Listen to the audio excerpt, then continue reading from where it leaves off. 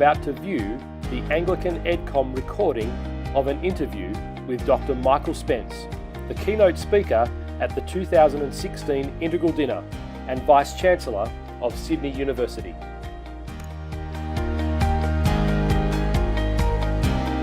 Michael, you were born in Sydney. Yes. Raised in Sydney. Mm-hmm. Tell us a little bit about your life and your education in Sydney. So I was born.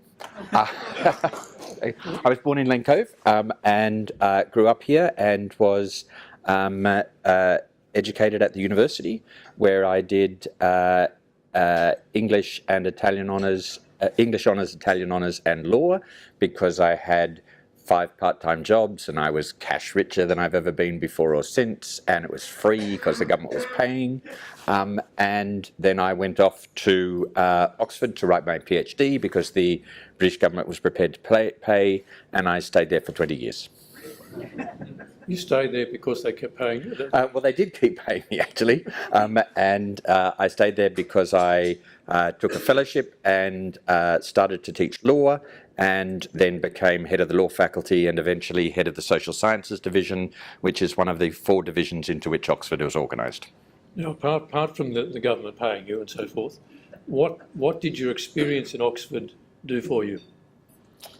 My experience in Oxford was terrific. I think I learnt an enormous amount, and I grew both as a person and as a Christian. I think one of the distinctive things about that small town that was very special to me is that all the major Christian traditions are represented, and well represented in a very lively way, so that you meet people from right across the span of the church who hold a core of things about Jesus to be true and have a passion for the coming of his kingdom, but who worship him in often quite different ways, and who articulate their faith in sometimes quite different ways. And that's a very enriching experience. And you likewise were able to have an influence on people over there?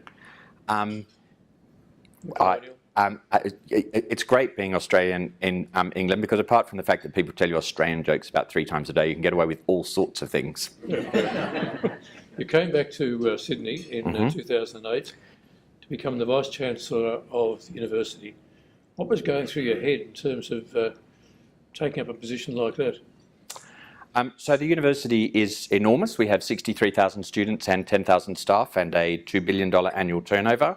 And we do everything from run dog and cat hospital to astrophysics facilities and morgues and farms. So it's just a fun job, because at 9 o'clock you have to be an expert on ancient Greek, and at 10 o'clock you have to be an expert on physics, and you just bluff it all the way through. And you've enjoyed doing it? I have enjoyed doing it very much. So it's been a challenging job. At the beginning of our last strategic plan, everybody was convinced that the university was the best and richest in Australia, and they could be convinced of that because we kept no adequate financial or research quality information. In fact, we were almost broke. In my first year, there was a month they said they couldn't pay the salary bill, but we did find the money to do that. We had $321 million of backlog repairs and maintenance, and we came 5th in the government's first research assessment exercise.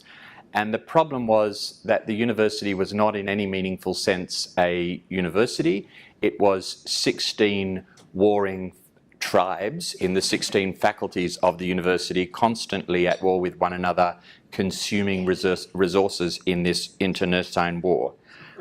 So what we did was say, I surrendered all my powers, which was a good thing to do, and said we'll only make decisions in a fortnightly meeting of representatives of all the faculties against absolutely transparent financial and research quality information.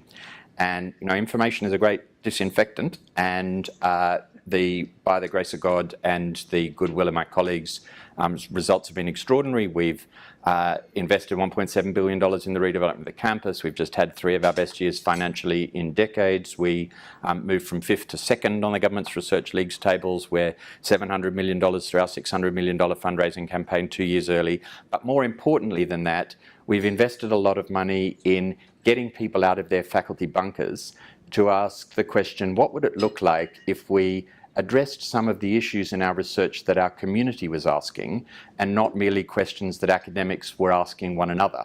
And in order to do that, of course, you need all the disciplines and the disciplines working more effectively together. So we are in the process of remembering what it means to be a university.